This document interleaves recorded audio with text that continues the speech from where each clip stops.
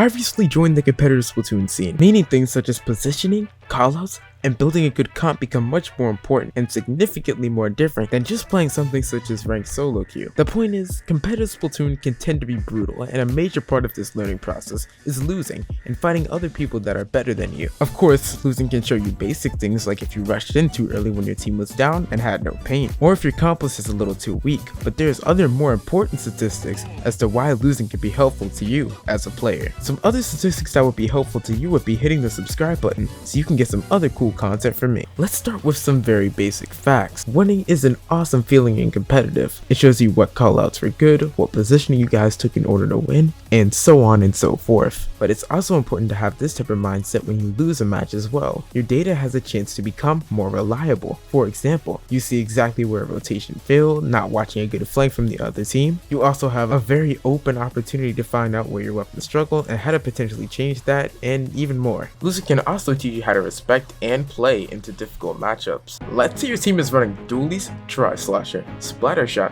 and heavy edit, and your team keeps getting shredded by a team running stamper, slasher, squeezer, and pen. Now you have a chance to ask things like, are we timing our specials poorly, or should we swap to a comp with better range, damage, etc. For example, this theoretical comp has little range compared to weapons like the Stamper or the Squeezer, so this may be a good time to swap to weapons that can compete with that comp a little bit better, like switching out the Splatter Shot for the 96 as a mid-range shooter, or swapping the Dualies for something like a Mint as a Splatana that can compete with the Stamper and can shark using the Tri-Slasher Ashen Screen. However, this also depends on if a player is willing to swap to those weapons, if they even know how to play them. But this still leads into the topic that every loss is a nice chance to adjust to different situations that will overall help you out as a team and a player. But that's not all losing can do for you. Let's take a look at some other competitive teams right now. Yes, they are very good, but how exactly did they get there? They have lost countless matches time and time again to learn from them, and they've improved because of that. All teams have built up better communication,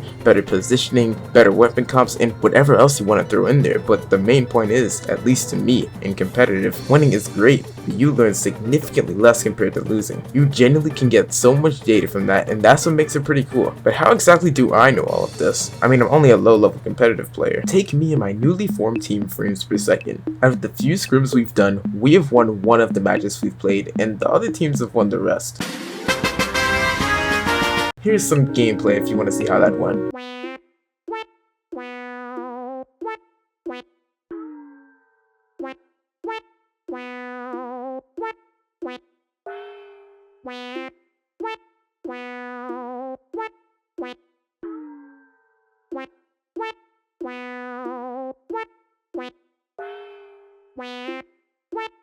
Yeah, to you guys that probably sucked ass, but I've genuinely learned so much more from that. For example, right now, if you looked at my content as of recent, I've been playing a lot of Slosher. It's fun and it's a genuinely pretty good weapon right now. Losing in competitive has not only showed me what I may like, but it's also giving my teammates a chance to try different things as well, such as the Mint Decapitator or the S-Blast. It's also shown me a few more things like what weapons I want to push. At this point, I'm beginning to shift into more of a Slosher play with weapons like obviously the Slosher and the Tri-Slasher and the Machine. I feel like I'm always gonna like Stamper, Wiper, Shot, and whatever other weapons you've seen me play, but sometimes it's questioning whether it's even worth it anymore. Who knows, honestly. From now I could be solely a bucket one trick, and on another path I could have dropped the weapon completely, or I could be playing none of the weapons I play right now and I could be like a 10 player or something. But the main point is, losing shows you all these important things you may not realize. Now, let's talk about one of the more interesting parts of losing in Comp Splatoon 3 and something that has affected me the most. It can be really discouraging when during any practice session or scrim you get into, you're just not playing at your fullest. Sometimes the team vibe is completely off, maybe you're just getting outplayed by stronger opponents, or it's just not your day for competitive, and that's okay.